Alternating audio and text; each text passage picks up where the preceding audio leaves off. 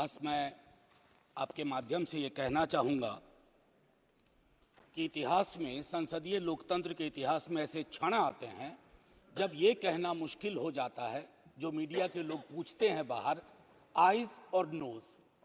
ये मसला यस और नो का नहीं है माननीय उपसभापति जी, ये मसला हमारे देश की तारीख से जुड़ा हुआ है।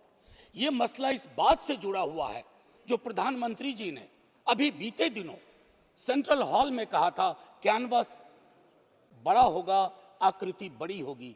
बड़ा कैनवस है लेकिन आकृति छोटी गढ़ी जा रही है और ये इतिहास स्मरण करेगा, ये मैं आपके माध्यम से कहना चाहता हूं। अब नारी शक्ति वंदन अधिनियम, मुझे तो समझ में नहीं आया कि ये लेजिस्लेशन है या किसी तरह का धार्मिक ग्रंथ की एक उसका शीर्षक है, क्योंकि बचपन से पढ़ता आया इस देश में, जब आपकी सरकार बीजेपी की सरकार नहीं थी, जत्र नार्यस्तु पूज्यन्ते रमन्ते तत्र देवता। पता नहीं देवता रमन करते हैं कि नहीं, लेकिन हमने इस श्लोक के बावजूद महिलाओं का मोलेस्टेशन देखा, घरेलू हिंसा देखी, सबसे ज्यादा रेप परिवार नाम की संस्था में देखा, जिसका आंकड़ा खुद सरकार देती है। तो मुझको लगता है ये जो विरोधाभासी चरित्र है हमारे देश का, इस विरोधाभासी चरित्र पर भी बात होनी चाहिए। संविधान राइट्स की बात करता है, अधिकार की। हमारी वोकैबुलरी को क्या होता जा रहा है? अधिकार दया की श्रेणी में नहीं आएगा, लेकिन पूरा का पूरा जो टेक्सचर देखता हूं वो दया की श्रेणी में बात होती है, अधिकारों की बात कभी दया से नहीं होगी। माननीय deputy chairman ma'am, chairperson ma'am, sorry, as per the delimitation commission 2008 हमारे पास जो सीट्स हैं 412 जनरल सीट्स, 84 एससीज, 47 एसटीज।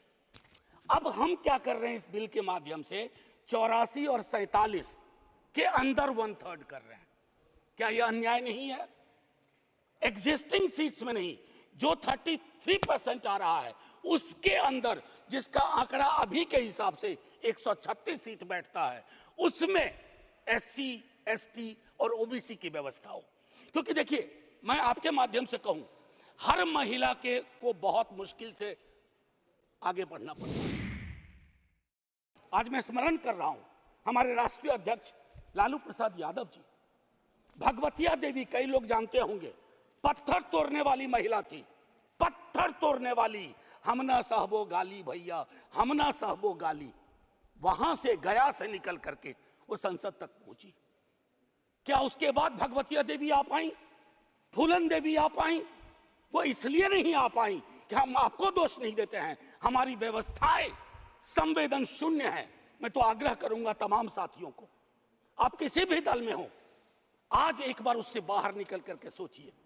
यह ऐतिहासिक क्षण सचमुच ऐतिहासिक होगा अगर हमने आज इतिहास को व्यापक कैनवस पर देखा, जो प्रधानमंत्री जी कहते हैं। और प्रधानमंत्री जी की कथनी और करनी में फासला नहीं होना चाहिए, और यह फासला इसलिए नहीं होना चाहिए कि बड़े दूर फासले पे लोग खड़े हैं, अत्यंत पिछड़ी जातियों के लोग, और ये तय करिए कि आज जब हम यहां से उठें तो एक कमिटमेंट दें ओबीसी वर्ग को। और ये मैं बार बार दोहरा रहा हूं कि 33% के को एग्जिस्टिंग में मत इनकॉर्पोरेट कीजिए, इट शुड बी सेपरेट। नई व्यवस्था में नया 33% विदाउट टचिंग एससीज एंड एसटीज, ये करिएगा तो क्रांतिकारी कदम होगा। अक्सर हम लोग अपने प्रिविलेजेस को नहीं देखते हैं। मेरा सरनेम एक प्रिविलेज है, नीरज भाई का सरनेम एक प्रिविलेज है। हमारे सरनेम ने हमें प्रिविलेज दिए हैं।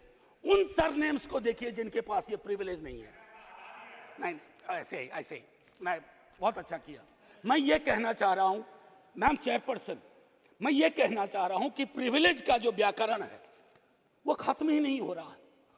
मैंने पहले भी सदन में कहा था कि इस देश में शायद there is nothing in name but everything is there in the surname.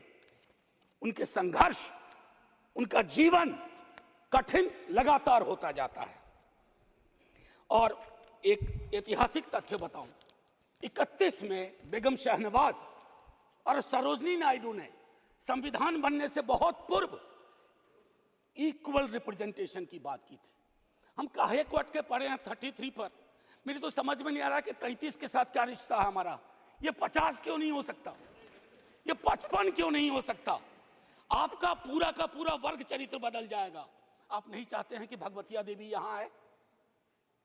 हमेशा एक खास सरनेम, मैं तो बार बार कह रहा हूं कि जो अलग अलग दलों में भी हैं, अगर वो पहुंचे हैं यहां तक अपने संघर्ष से, तो उनको आज ये आवश्यकता है, उनको ये भरोसा दिलाया जाए कि ऐसी कोई चीज आगे नहीं होगी, सबके लिए खुलेगा। आपकी ये जो नई पार्लियामेंट है हमारी, ये रंगीन ज्यादा होगी। इंद्रधनुष में कई रंग होते हैं।